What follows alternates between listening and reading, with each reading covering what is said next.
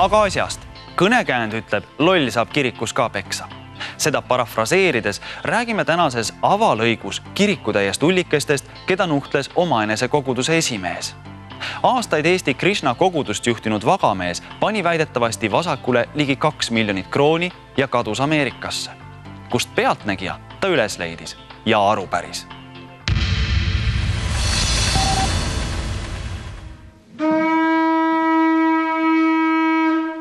Merekarbist Pasun hüüab usklikke kokku Krishna templis Tallinnas.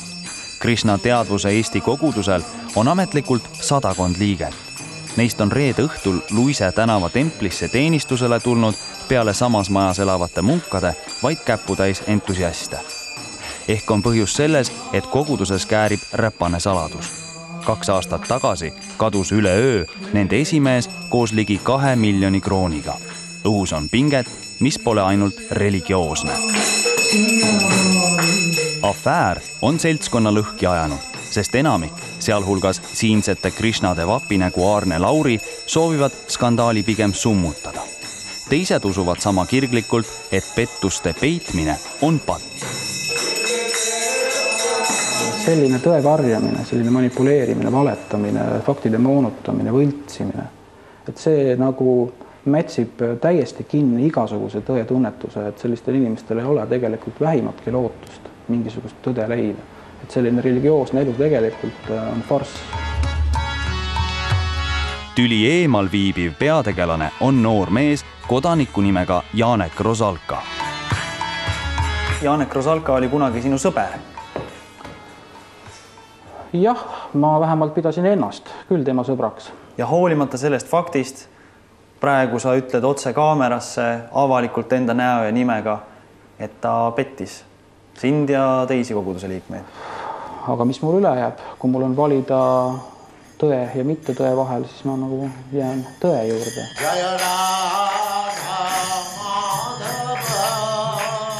Kõigest 13-aastaselt Krishnaiitidega liitunud tallinlane Janek, kellele guurud panid vaimseks nimeks Janaka, alustas teenimist koguduse toonases tagasihoidlikus korterkloostris Lasnamäel.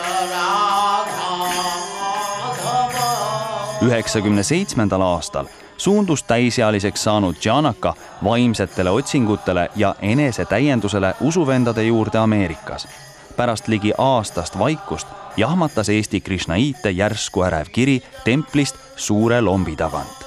98. aastal saime me teada, et teda aetakse taga juba lausa politseiga Ameerikas ja et ta on väidetavalt siis varastanud raha. Pealtnägija telefonitsi tabatud Rosalka versioon on, et ta võttis Ameerika koguduselt laenu ega maksnud õigel ajal tagasi.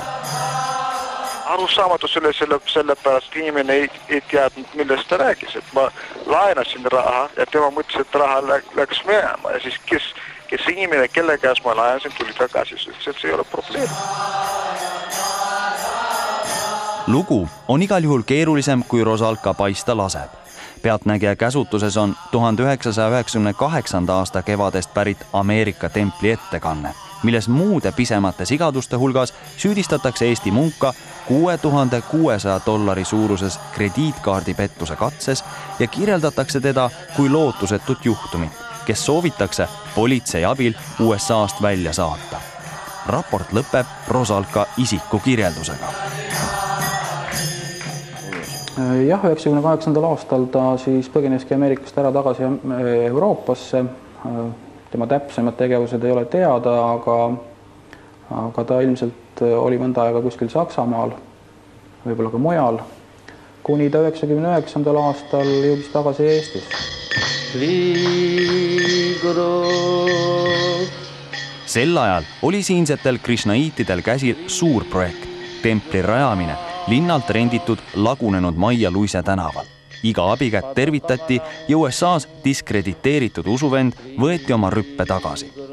Kuidagi läks see niimoodi sujuvalt, et inimene võitis oma usalduse jälle, oma tegudega hakkas käima, suhtlema, elas sellesse koguduse ellu sisse ja kuna ta oli hea manager ja kuna koguduses, vähemalt meie väikses koguduses on alati probleemi, kes võtab mingit vastutust, eriti managemendi osas, enamus elavad väljaspool, kas pereinimesed, siis on alati teretulnud igasugune inimene, kes aitab siis kuidagi koguduse elu. Ka välismaa guurudelt patulunastuse saanud aktiivne ja hea organiseerimisvõimega Krishnait tõusis peagi põhiasja ajajaks. 2000. aasta juulis määratigi toona 22-aastane mees ametlikult koguduse juhatuse esimeheks. Ja järjest rohkem ta võttis nagu ohjad nagu enda kätte niimoodi.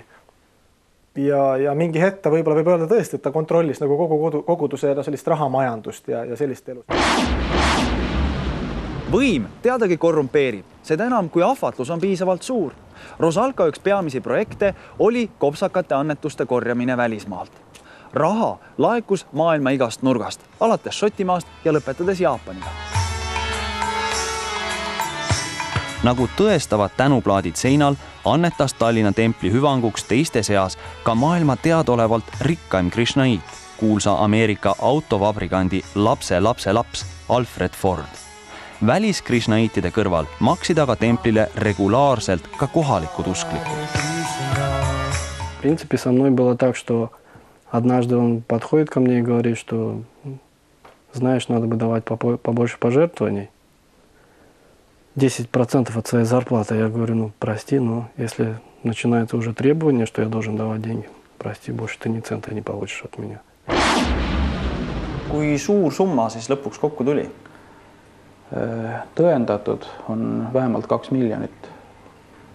Sa ütled tõendatud? Mis tuli ülekannetega. Mis see tähendab tõendatud? On tõendamata osa või? Me ei tea kunagi, kui palju tuli sularahas. Kui suure summa ta suutis kokku korjata niiviisi? No ma võin nii umbes öelda, et ma arvan, et see võis olla küll, kas ta miljon tuleb välja või tule, võib-olla alla miljoni midagi. Alla miljoni või? Yeah. Et Argo mäletab, et see oli lausa 2 miljonit pigem. Jah, ma nagu selles raamatupidamises ei ole nii tugev, aga võib-olla oli 2 miljonit, võib-olla miljon, võib-olla natuke alla miljoni, ma ei oska seda öelda. Miljon või siis 2. See vastus näitab, kui udune, et mitte öelda olematu, oli koguduse tollane finantsdistsipliin. Конечно, он очень много сделал для нас. Очень много построил там, очень много всего приобрел, но не было никакого учета деньги. Я вкладывал деньги, но я не знал, куда они уходят. Придите сейчас к кришнаитам, попробуйте дать им деньги. У вас просят ваше имя, фамилия, запишут вас, сколько дали, подпись, документы. Понимаете, а он этого не делал. Annetuste sihtotstarve oli erastada templihoone. Kui aga selgus, et juriidilistel põhjustel siiski seda teha ei saa, otsustas kogudus soetada korteri. Valiti välja templist 50 meetri kaugusel asuv 2-toaline aadressil Endla 61. Nagu näitavad tagantjärele ilmsiks tulnud paberid, maksis Rosalka korteri eest küll koguduse arvelt, aga vormistas selle oma nimele. 23. detsembril 2002 sõlmitud lepingu järgi maksti selle korteri eest 500 000 krooni ning siin hakkasid elama koguduse nunnad ja ööbisid väliskülalised. Kui tõde korteri omandi kohta välja imbus, ei põhjustanud see algul mingit paanikat. No ilmselt usaldati teda siiski nii palju, et arvati, et kui ta nii tegi, ju siis oli selleks mingi põhjus või ta ei osanud koguduse nimele vormistada, oli lihtsam enda nimele vormistada või mis iganes. Igal juhul keegi ei näinud selles mingit sellist alarmeerivat märki.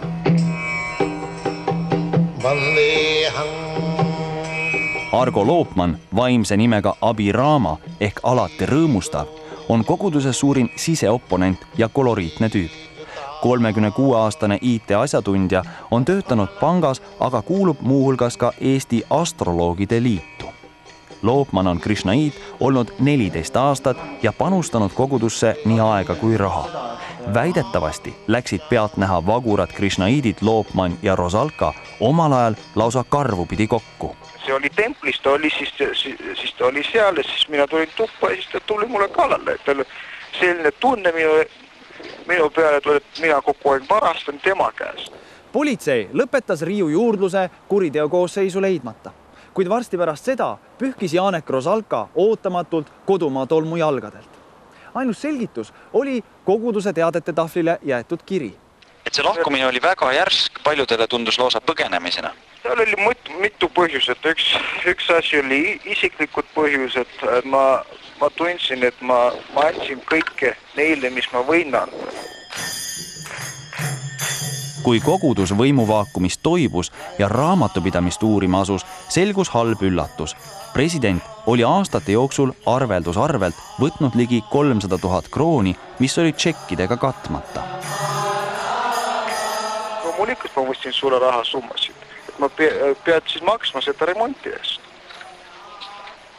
Nii et see kõik läks remonti? Ja, loomulikult see kõik läks remonti. Pühitsetud Munga sõnul olid annetused tema teene ja koguduse presidendina oli tal täielik voli summadega oma tahtsi talitada. Nüüd 5 aastat peale seda ütlevad, et see oli meie raha. Ei, kuulakesed, need ei olnud teie raha. Te ei olnud mitte midagi teinud, et seda raha teenida. Mitte midagi. Kõige halvem üllatus tabas Tallinna kogudust, kui ühel päeval Endla tänava korteri võtti enam ei keeranud ning uksel seisis võõras telefoninumber. Ja sellele telefonile helistades vastas Janek Iisa, kes ütles, et tulge oma asjadele järgi ja see korter kuulub Janekile, et teil ei ole õigust seal olla. Ehk lihtsalt päeva pealt tõsteti ukse taha põhimõtteliselt kogudus. Päeva pealt. Telefoninumbri järgi otsustades Lääne Virginia ühes kommuunis viibiv Rosalka ajab segast, väites, et korter kuulus hoopis Hansa liisingule ja Ameerikasse minnes pidi ta selle tagastama. Aga see oli vale või? See oli vale, sellepärast, et koguduse konto väljavõttelt on näha, et makstud on koguduse pangaarvelt. Ja loomulikult ei ole see korter ka kunagi kuulunud ühelegi pangale ega liisingule, vaid ehitusregistrist on näha, et see on algusest peale kuulunud härra Janek Rosalkale, ehkki makstud on koguduse rahadele.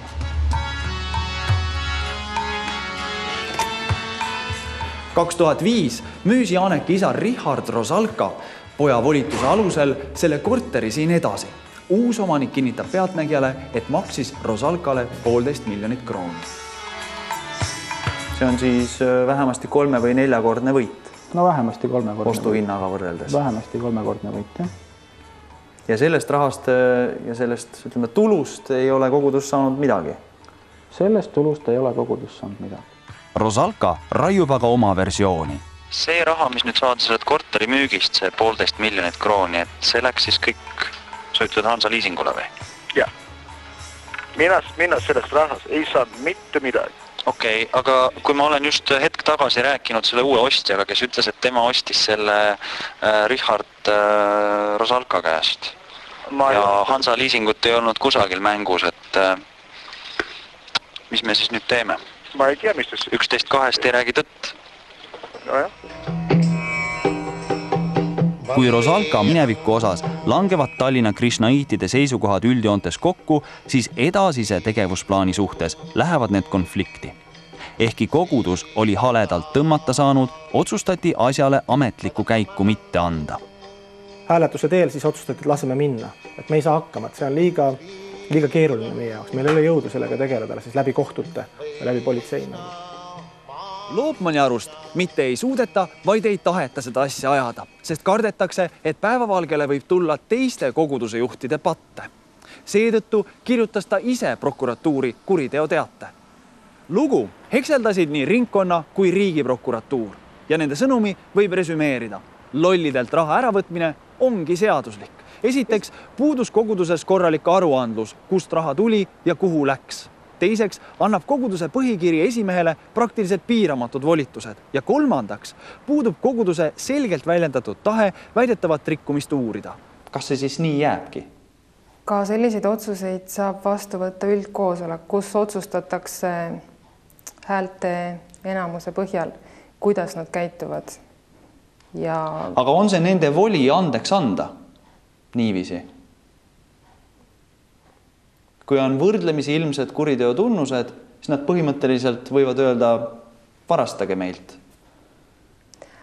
See selgukski revisjoni otsusest. Et kas varasid on kasutatud ebaotstarbekalt või siis lausa vastuolus koguduse huvidega.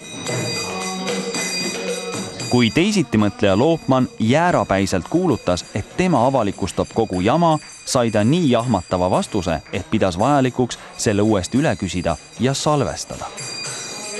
Можно нарисовать любые бумаги, и то, что он эти деньги вернул, или еще что-то, или просто, что это было как его зарплата, там, счет погашения. Vastus oli tõesti šokeeriv.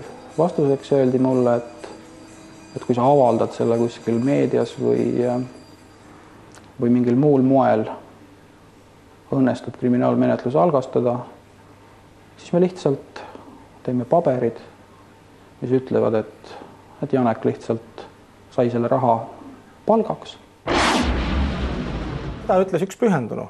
Võib-olla ta ütles seda ka härritunut või kuidagi, et see ei ole seal ei ole mingit koguduslikku alust, eks ju, et ilmselt tal oli jutuajamine kellegi, kes niimoodi ennast väljendas, et me teeme niimoodi, kui sa tahad. Et see üldse esindas, ei ole koguduse seisukoht.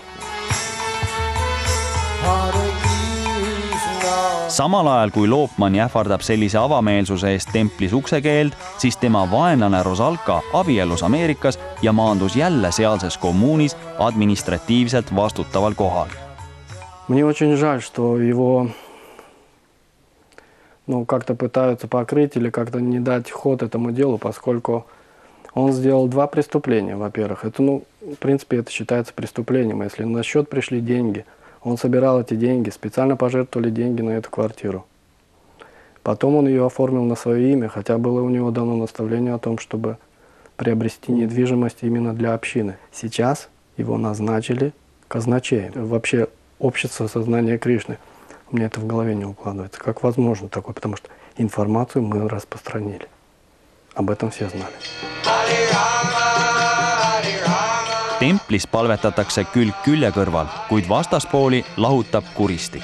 Argo Loopmanil ja teistel rahulolematutel jääb vaid loota, et lõplik arvete klaarimine toimub ilmaliku kohtu asemel kusagil mujal.